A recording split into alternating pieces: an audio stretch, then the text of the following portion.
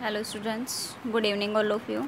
तो next topic है हमारा चुंबकीय प्रवृत्ति का निर्धारण, डिटर्मिनेशन ऑफ मैग्नेटिक ससेप्टिबिलिटी, कि हम मैग्नेटिक ससेप्टिबिलिटी को किस तरीके से डिटरमाइन कर सकते हैं।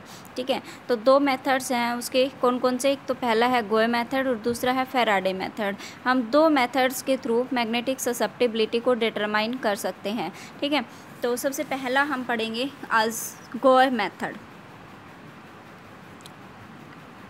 गोए विधि। देखो इसमें क्या कहता है, सबसे पहले काई एम का निर्धारण प्रयोग द्वारा किया जाता है, कि हम एक्सपेरिमेंटल मतलब लैब के अंदर जब करते हैं, पहले हमने क्या किया, काई एम मतलब मॉलिक्यूलर स्पेसिफिक ससेप्टिबिलिटी को हमने क्या किया, डिटरमाइन किया। किसके द्वारा, किसी भी एक्सपेरिमेंट के थ्रू, किसी भी प्रयोग के द्वारा हमने काई एम की वैल्यू निकाली। ठीक है, एक नमूना नलिका, और कैसे निकाली वो, एक नमूना नलिका, एक सैंपल ट्यूब ली जो आकार में संकरी तथा तली में चपटी होती है। एक इस तरीके की हमने ट्यूब ली, एक हल्की सी सैंपल ट्यूब की, जो आकार में तो संकरी मतलब थोड़ी बीड़ी होती है और तली में क्या होती है, नीचे चपटी होती है। में पदार्थ को एक निश्चित ऊंचाई तक भर लिया जाता है, एक हाइट तक। ठीक है, एक स्पेसिफिक हाइट तक, एक निश्चित ऊंचाई तक, एक सर्टेन हाइट तक हमने उसमें सब्सटेंस को फिल कर लिया, पदार्थ को उसके अंदर भर लिया। पदार्थ विलयन तथा बारीक पिसे हुए चूर्ण के रूप में होता है, क्योंकि नलिका के अंदर कब भरा जाएगा, जब उसका हम क्या बनाएंगे, बिल्कुल बारीक पीसकर उसका चूर्ण बनाएंगे। तो उस चूर्ण को हम सैंपल ट्यूब के अंदर फिल कर सकते हैं। और अगर सैंपल ट्यूब के अंदर जैसे चूर्ण नहीं बनाएंगे तो वो सैंपल ट्यूब के अंदर बिल्कुल फिल नहीं होगा। ठीक है, नलिका का अनुप्रस्थ काट क्षेत्रफल, क्रॉस सेक्शन एरिया हमने ए मान लिया, सपोज किया कि जो नलिका है, जो सैंपल ट्यूब हमने ली है, उसका क्रॉस सेक्शन एरिया क्या है, ए। पदार्थ के नमूने का भार सामान्य प्रकार से ज्ञात कर लिया जाता है। इसके लिए पहले रिक्त नलिका और बाद में उसे पदार्थ सहित तोल लेते हैं।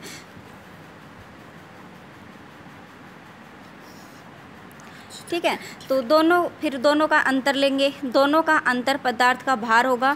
पदार्थ के नमूने का भार पुनः प्रबल चुंबकीय क्षेत्र H में ज्ञात किया जाता है।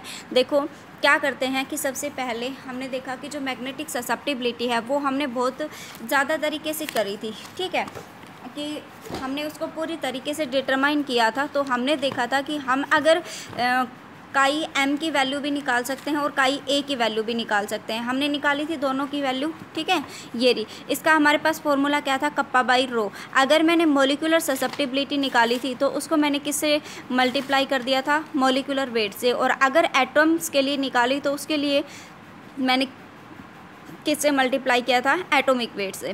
ठीक है, तो हमने काई एम की वैल्यू ही देखो आगे हमने कैलकुलेट करी थी, किसकी वैल्यू, काई एम की। और काई एम के लिए ही हमने ग्राफ प्लॉट किया था, chi M is inversely proportional to T. तो काई एम और 1/t के बीच, या फिर 1 काई एम और टी के बीच जब हमने ग्राफ प्लॉट किया तो हमें क्या मिली थी, एक सरल रेखा।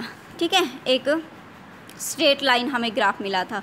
ठीक है, तो मतलब जो भी हमने कैलकुलेट करी थी वो किसकी वैल्यू कैलकुलेट करी थी, काई एम की ही वैल्यू कैलकुलेट करी थी। तो उसको हम एक थ्योरेटिकली मेथड से निकाल सकते हैं। तो जो मैग्नेटिक ससेप्टिबिलिटी है काई एम, उसका हम दो तरीके से डिटरमाइन कर सकते हैं, उसका निर्धारण हम दो तरीके से कर सकते हैं। पहला तो है गोए मेथड और दूसरा है फैराडे मेथड। ठीक है, अब गोए विधि में सबसे पहले हम क्या करते हैं कि काई एम का डिटर्मिनेशन करते हैं, काई एम का निर्धारण करते हैं। किसी भी एक्सपेरिमेंट के थ्रू हम काई की वैल्यू निकाल लेते हैं। ठीक है, कैसे निकालेंगे कि सबसे पहले हमने एक सैंपल ट्यूब ली।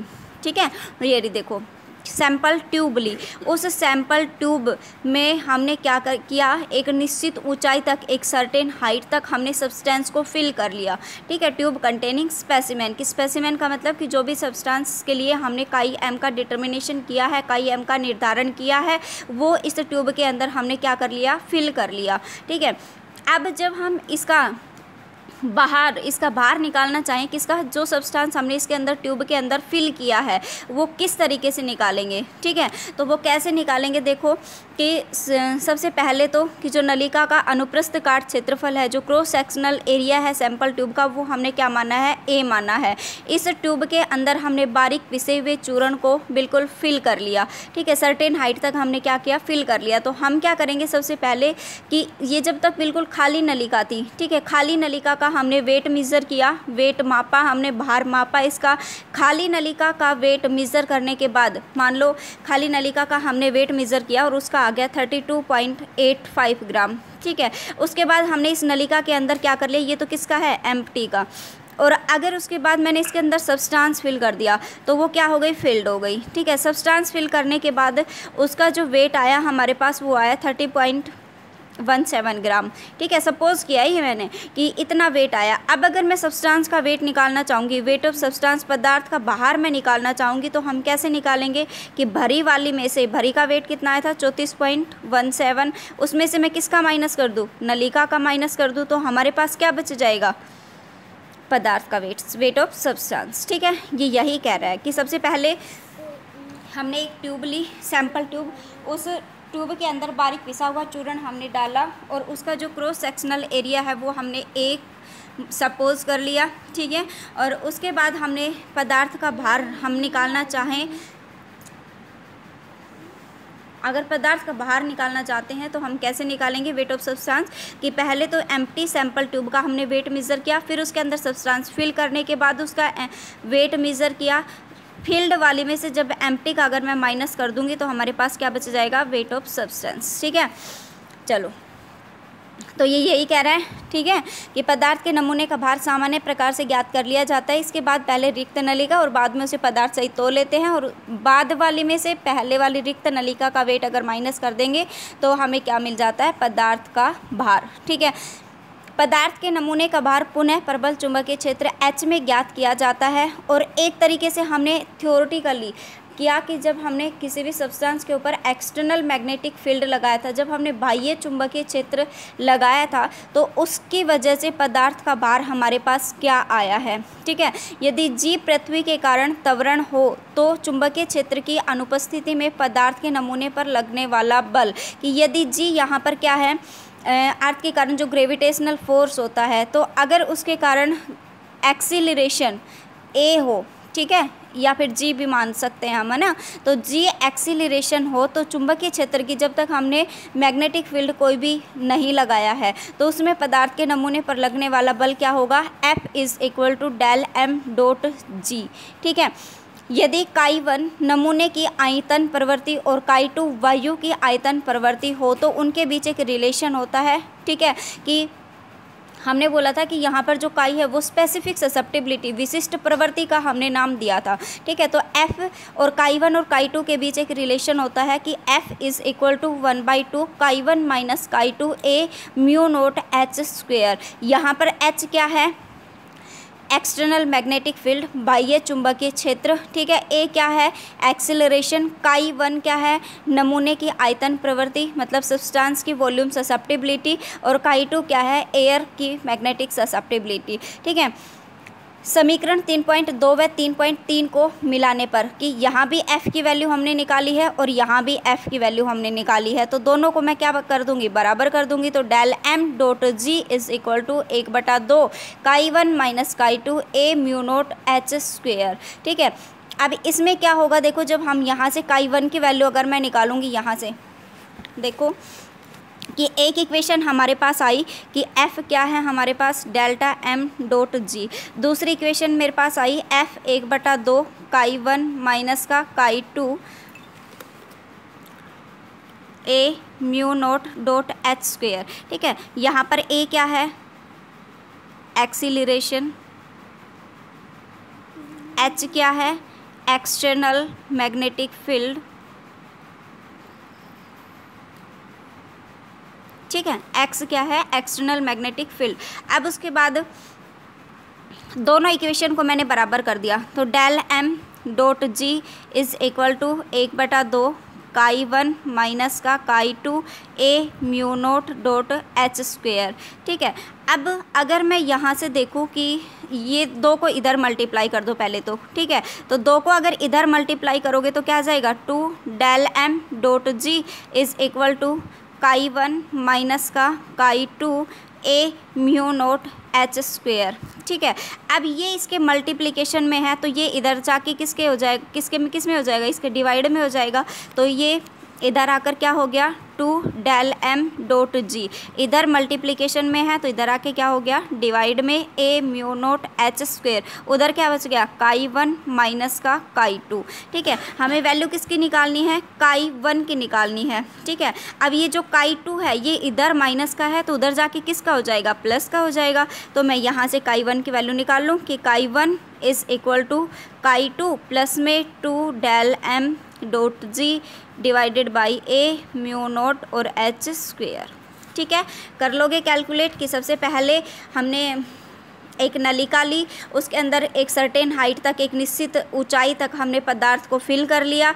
ठीक है, बारीक पिसे हुए चूर्ण को उसके अंदर फिल कर लिया। फिर उस पदार्थ का भार हमने कैसे निकाला कि पदार्थ का भार जब हमने निकाला कि पहले तो एम्प्टी जो खाली नलिका था उसका वेट मेज़र किया, फिर भरी हुई नलिका का वेट मेज़र किया, भरी हुई में से खाली का हमने माइनस कर दिया तो हमारे पास क्या बच गया पदार्थ का भार। ठीक है, पदार्थ का भार हमने दूसरे तरीके से क्या निकाला चुंबकीय क्षेत्र की अनुपस्थिति में कि जब तक वहाँ पर कोई एक्सटर्नल मैग्नेटिक फील्ड नहीं लगा था तो उसके ऊपर जो लगने वाला बल होगा वो क्या होगा F is equal to del m dot G. और यहाँ से फिर काई 1 और काई 2 दोनों आपको पता है कि ये तो किसकी प्रवृत्ति है आयतन प्रवृत्ति, नमूने की जो पदार्थ हमने फिल किया है, और ये किसकी है वायु की आयतन प्रवृत्ति है। ठीक है, F इज़ इक्वल टू 1/2 काई 1 माइनस काई 2 a mu naught h square. ठीक है, दोनों को हमने मिला दिया तो ये यहाँ तक आपको आई होप बिल्कुल क्लियर हो गया होगा। ठीक है, हम पदार्थ के नमूने की आयतन प्रवृत्ति काई 1 ज्ञात करना चाहते हैं तो वायु की आयतन प्रवृत्ति अगर हमारे पास ज्ञात है कि काई a की वैल्यू जो काई 2 है वो क्या है वायु की आयतन प्रवृत्ति, तो काई 2 की वैल्यू हमारे पास 0.364 इंटू 10⁻12, परंतु क्षेत्र की तीव्रता h तथा a ज्ञात नहीं है। यहाँ पर h भी म्यू नोट तो क्या है कॉन्स्टेंट है, किसी भी सब्सटेंस के लिए अगर हम लेंगे तो उसका म्यू तो हम इजीली कैलकुलेट कर सकते हैं। ठीक है, तो वो किसी भी सब्सटेंस के लिए कॉन्स्टेंट होगा। ठीक, लेकिन यहाँ पर A और H भी हमें ज्ञात नहीं है, अतः हम एक ऐसा पदार्थ प्रयोग करते हैं जिसकी चुंबकीय प्रवृत्ति हमें ज्ञात हो, जिससे हमें उपकरण को कैलिब्रेट अंशांकन करने में मदद मिलती हो तथा AH स्क्वेयर का मान ज्ञात हो जाता है। अगर मुझे म्यू नोट यहाँ पर कांस्टेंट है, ठीक है, जी यहाँ पर कांस्टेंट है, डेल m की वैल्यू हमने ऊपर निकाल ली थी कि फील्ड में से जब अगर हम खाली का वेट माइनस कर लेते हैं तो हमारे पास क्या आ जाएगा डेल m आ जाएगा। अब हमारे पास a और h स्क्वेयर की वैल्यू ज्ञात नहीं है। ठीक है, अब एक ऐसा सब्सटेंस लेते हैं जिसके लिए AH स्क्वेयर हमें ईजीली मिल जाता है और इस कार्य के लिए हम मरकरी टेट्राथायोसाइनेटो कोबाल्टेट का यूज़ करते हैं क्योंकि ये बहुत ही हल्का पदार्थ होता है और इसके लिए जो काई m की वैल्यू होती है वो 206.6 इंटू 10⁻12 m2 पर मोल का प्रयोग करते हैं। अब जबकि उपकरण अंशांकित हो गया है तो पदार्थ के नमूने को नलिका में भरकर उसी चुंबकीय क्षेत्र में बाहर परिवर्तन ज्ञात करते हैं। अब हम आयतन प्रवृत्ति की गणना कर लेते हैं जिसे आसानी से मोलर प्रवृत्ति में बदल दिया जाता है। ठीक है, अगर हमें A और H स्क्वेयर की वैल्यू मिल गई तो डेल m की वैल्यू हम इजीली कैलकुलेट कर सकते हैं। काई 2 हमें पहले ही पता था, तो अब अगर हमें सारी वैल्यू मिल गई है तो हम काई 1 की वैल्यू इजीली कैलकुलेट कर सकते हैं। ठीक है, अब हमारे पास काई 1 क्या आया है नमूने की आयतन प्रवृत्ति, इस आयतन प्रवृत्ति को हम मोलर प्रवृत्ति में बदल देते हैं। तो मोलर प्रवृत्ति में कैसे बदलेंगे m/d की m/d क्या हो गया ये वॉल्यूम। ठीक है, तो chi m is equal to काई 1 m/d। अब m/d की जगह मैं क्या लिख सकती हूँ वॉल्यूम भी लिख सकती हूँ क्योंकि d is equal to m/v। तो यहाँ से अगर मैं v की वैल्यू निकालूंगी तो d इधर आ जाएगा, तो v is equal to m/d। ठीक है, यहाँ m क्या है यौगिक का आणविक भार है और d क्या है यहाँ पर घनत्व है, बाकी सारा सेम है। तो chi m is equal to m/d 2 del m dot G a mu naught h square. ठीक है, ये ट्यूब कंटेनिंग स्पेसिमेन है, ये कई बार आपसे पूछ लिया जाता है, डायरेक्ट क्वेश्चन आएगा इसके ऊपर कि चुंबकीय प्रवृत्ति का निर्धारण हम गोए मेथड से या फैराडे मेथड से किस तरीके से कर सकते हैं वो आप समझाइए। ठीक है, तो आई होप बिल्कुल क्लियर हो गया होगा। ठीक है, अब उसके बाद दूसरा जो मेथड है उसको हम कल करेंगे क्योंकि उसके ऊपर एक न्यूमेरिकल भी आता है। ठीक है, तो इसको मैं एक बार दोबारा से रिपीट कर देती हूँ कि सबसे पहले हमें काई एम का डिटर्मिनेशन, मैग्नेटिक ससेप्टिबिलिटी का डिटर्मिनेशन करना होगा। उसके लिए हमें एक सैंपल ट्यूब की ज़रूरत होती है। सैंपल ट्यूब का जो साइज़ होता है वो बिल्कुल संकरी होती है और तली में चपटी होती है। उसके अंदर हमने एक सर्टेन हाइट तक, एक निश्चित ऊंचाई तक बारीक पिसे हुए चूर्ण को हम फिल कर लेते हैं। ठीक है, अब एक बार हम जब पदार्थ का बाहर निकालना चाहते हैं तो पदार्थ का बाहर हम कैसे निकालेंगे? एक बार तो हमने फिल करने के बाद उसका वेट मेज़र करेंगे और एक बार खाली का वेट मेज़र करेंगे। तो दोनों में से, जब भरी हुई में से खाली का वेट अगर माइनस कर देते हैं तो क्या बच जाएगा? हमारे पास पदार्थ का भार बच जाएगा। ठीक है, और चुंबकीय क्षेत्र की अनुपस्थिति में अगर मैं पदार्थ के नमूने पर लगने वाले बल को मैं कैलकुलेट करती हूँ तो कैसे आता है? F = del m.g। और आयतन प्रवृत्ति और वायु के आयतन प्रवृत्ति, इन दोनों में एक रिलेशन होता है, वो इस तरीके से कैलकुलेट करते हैं। रिलेशन को जब दोनों इक्वेशन को मैं बराबर करती हूँ तो यहाँ से हमें काई 1 की वैल्यू हमें मिल जाती है। अब उसके बाद हमारे पास AH² की वैल्यू नहीं है तो उसके लिए हम एक ऐसा सब्सटेंस लेते हैं जिसके लिए AH² की वैल्यू को ईजिली कैलकुलेट कर सकते हैं। ठीक है, और ऐसा एक सब्सटेंस है जिससे जो हमारा उपकरण है वो भी बहुत अच्छे से कैलिब्रेट हो जाता है और उसका क्या नाम है? Mercury tetrathiocyanate of cobaltate. ठीक है, एक नंबर में ये क्वेश्चन पूछ लिया जाता है कि जब हम चुंबकीय प्रवृत्ति का निर्धारण करने के लिए जो वेट मेजरिंग वाला जो इंस्ट्रूमेंट है, जो उपकरण है, उसको हम किससे कैलिब्रेट करते हैं? तो किससे करते हैं? Mercury tetrathiocyanate of cobaltate. ठीक है, क्योंकि उसके लिए काई एम की वैल्यू बिल्कुल ही फिक्स होती है और बहुत इजीली कैलकुलेट हो जाती है। ठीक है, अब हमें आयतन प्रवृत्ति की वैल्यू यहाँ से मिल चुकी है। आयतन को जब अगर मैं मोलर ससेप्टिबिलिटी में कन्वर्ट करना चाहूँगी तो मैं उसको क्या कर दूँगी? मोलर मास से मल्टीप्लाई कर दूँगी और वॉल्यूम की, जब यहाँ से वॉल्यूम की वैल्यू मैंने पुट करी तो वॉल्यूम की वैल्यू क्या आएगी? m/d। बाकी सारा सेम प्रोसीजर है। और यहाँ m क्या है? यौगिक का आणविक भार और d क्या है यहाँ पर? डेंसिटी। ठीक है, तो ये आपका था गोय मेथड। ठीक है, और फैराडे मेथड है, उस पर कुछ एक न्यूमेरिकल्स भी हैं।